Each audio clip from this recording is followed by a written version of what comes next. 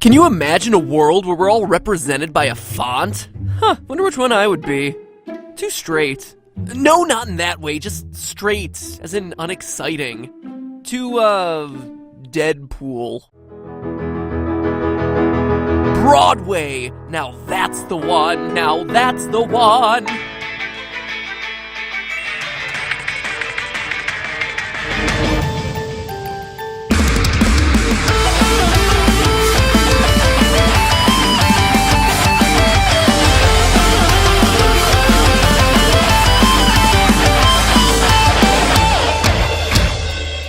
Internet, welcome to Game Theory, where instead of putting a joke here, I want to ask you a question. If your personality were represented by a font, what font would you be? Take a moment and put your font in the comments. I'm really curious to see what everyone has to say. Maybe find a couple new cool fonts to use. Getting bored with old Calibri 11. And with that out of the way, it's time to talk Undertale. Now, I don't think I've ever gotten this many requests to cover a game. Well, except for FNAF. And I suppose FNAF 2. Oh, and then there was FNAF 3. Wait a minute, should I be worried about something here? Anyway, across the board on YouTube, Reddit, and Twitter, you all have wanted Undertale. And honestly, I'm glad you brought it to my attention. True loyal theorists will know that Earthbound is my favorite game of all time. So a self-aware RPG in a similar style? Oh man, it's like a gift from the indie gaming heavens. Undertale is a game where every character, from Goat Mom to Grind Fodder, has a sympathetic design and unique personality, motivations, goals, fears. Whether you're saving or slaughtering them, the game makes you feel something every time you enter an encounter. But to me, one character stood out amongst all the rest. Sans. A skeleton named after the font Comic Sans, hence all the font references at the beginning of the episode. If you haven't played Undertale, I'm sure that was a really weird opening. Anyway, Sans is... well, there's a lot of mystery around this guy. And before we get into it, let me put up a very special spoiler warning. Undertale is a game best experienced blind. So if you haven't played it, pause the video and come back after you've finished. I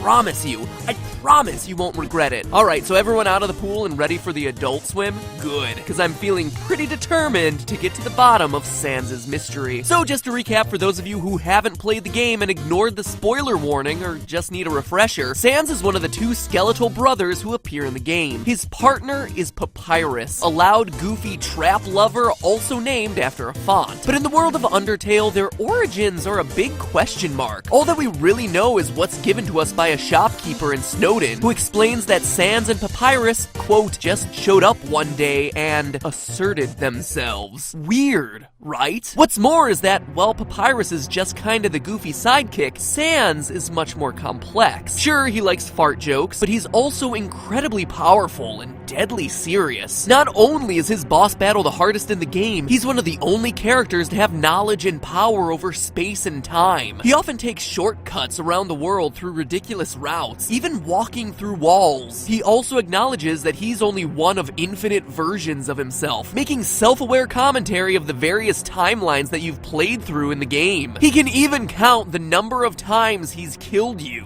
He acts like an arbiter in this world, passing out judgment on the player's actions in the game, even explaining the secrets of EXP and love, or execution points and levels of violence, just to clarify. In short, he just doesn't quite fit in with the rest of the world of monsters. But then what? Or who is he? Well, the idea that he doesn't belong in Underworld seems to be correct. The evidence seems to point to the fact that he was, in fact, formerly a surface dweller. In the true pacifist ending of the game, as the group looks out onto the horizon, Papyrus asks Sans about the giant ball in the sky. Sans says, quote, "We call that the sun." This is important because A, the usage of the word we and knowledge of the sun shows that Sans has a kinship or knowledge with other humans, and B, that despite he and Papyrus both being skeletons, are supposedly brothers, and apparently appeared in Underworld at the same time, they clearly have two very different histories. Why would Papyrus not know the name of the sun, but Sans would? We get further clues as to Sans' origin as we hear him say multiple times that he wants to go home, or go back. He says as much during his dinner date scene at the Metaton Hotel. He notices that the player must want to go home and says, quote, "I know the feeling." He then continues, "Maybe sometimes it's better to take what's given to you," as though he ended up in Underworld by accident. And in a genocide run during his boss fight, he says, quote, "Look, I gave up trying to go back a long time ago."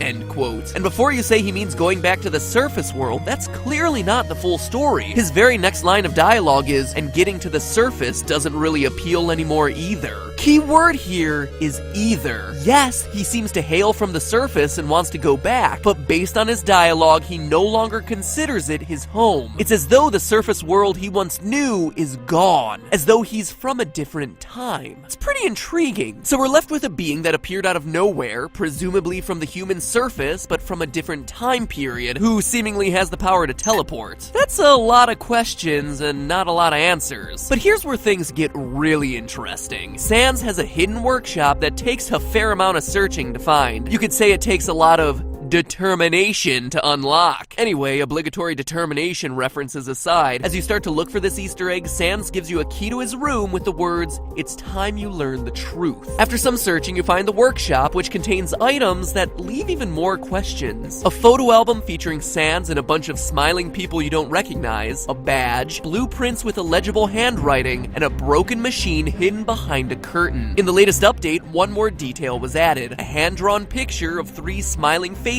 with the words, "Don't forget." So what's it all mean? Well, a lot of Undertale theorists have been linking these details to a mysterious figure named W.D. Gaster, a ghostly character who never truly appears in the game. Honestly, covering him is a theory all unto itself, and probably one best saved for another day. Even still, none of the Gaster theories I've seen have been able to explain all the details. In particular, the photo album and the badge. And that's what kept nagging me as I researched Undertale. A badge? That one in particular really stuck out to me. Why would such an oddly specific item be included in this huge Easter egg of a room? Something that supposedly reveals the truth about Sans. Badges just aren't important in Undertale. And then it hit me. What if it wasn't from Undertale? What if this badge was from a completely different game and was, in fact, the most important badge in the history of gaming? The Franklin Badge. Now, for those of you wondering what I'm talking about, the Franklin Badge is a pivotal item from the Mother series. You know, the one with Earthbound. Or maybe you don't know that one either.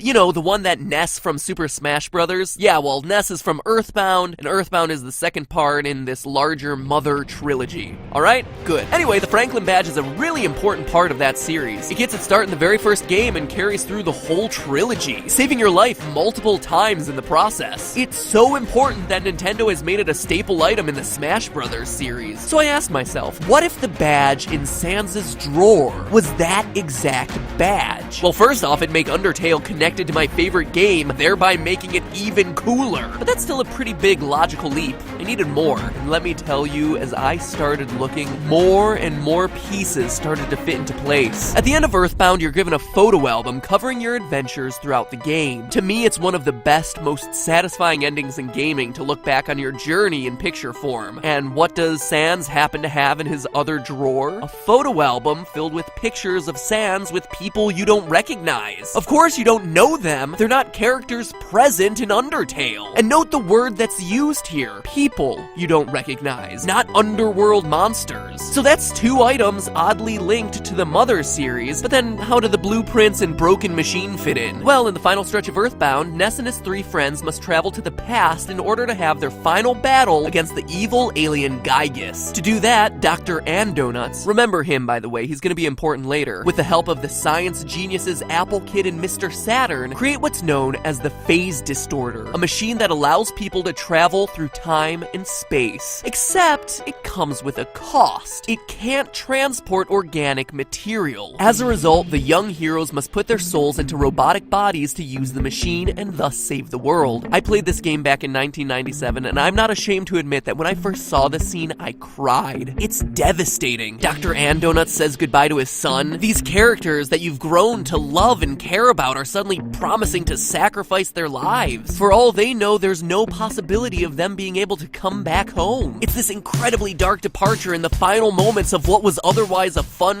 quirky, and colorful RPG. So what's all this have to do with Undertale? A lot, actually, but the first thing you need to know is that Mr. Saturns are known for their, let's say, unique linguistic style. That would explain the illegible handwriting on the blueprints. And the machine? I think a broken phase distorter is behind that curtain. Now that may seem like a stretch, but it actually explains a lot. If Sans wound up in Underworld via a phase distorter, it could provide a reason for why he's a skeleton. He used the machine as organic matter and suffered the consequences. Not killing him, but turning at least part of him into a pile of bones. It would also explain why Sans has given up hope for going home. Remember, the distorter is a time machine. By being in Underworld, he's not only in a different place, but based on how he talks, he's also in a different time, with no hope of traveling back to the time he came from. But the crossovers between Earthbound and Undertale continue. When you speak to the Apple Kid at the end of Earthbound, he's blown away by the astronomical odds of Ness overcoming Gygus, saying that he's going to continue studying the trait called courage in order to harness its power. Seems awfully similar to the same experiments happening in Undertale around the trait of determination, no? Especially since so much speculation has circulated that Sans is a key player in those experiments. But I'm sure you also want physical evidence, right? Well, don't worry, because I have plenty. During one of the endings of Undertale, we see Undyne and Alphys hanging out on the beach on the surface world, a beach that shares a lot of similarities to the tropical resort location named Summers that you play through in Earthbound. In fact, the geographic layout of the surface bears some striking similarities to the world of Mother. When Undertale's crew of monsters are finally able to reach the surface and look out over the earth, they're met with a beautiful sunset falling across a landscape of a tall mountain, a large city, and a sandy area adjacent to water. Notice the sun's reflection to indicate water and a lack of trees in this middle section here, hence the sand. Well, in Earthbound, you have the big city of Fourside, complete with skyscrapers, which you reach via a desert that just so happens to be adjacent to some water, and to the east, the mountain in Onets, where a meteorite lands on Earth. I always called it Onnet, but if that's not clear enough for you, Mother 1, Earthbound 0, Earthbound Beginnings, whatever you want to call it, it's had a lot of names, had a map laying out the same geographic landscape, a tall mountain to the east of a large city, separated by a desert, with all of it up against a coast. I don't know about you, but to me it seems like there's a definite connection between the world of Eagleland, again, unclear how it's pronounced, between the world of Eagleland and the surface world of Undertale. But the strongest physical connection, the one that definitely unites these two franchises, comes from none other than Papyrus himself. He wears a custom-made costume known as his battle body, but if you look really closely at the design of the armor, you'll notice some markings on the chest. Is it just a throwaway detail?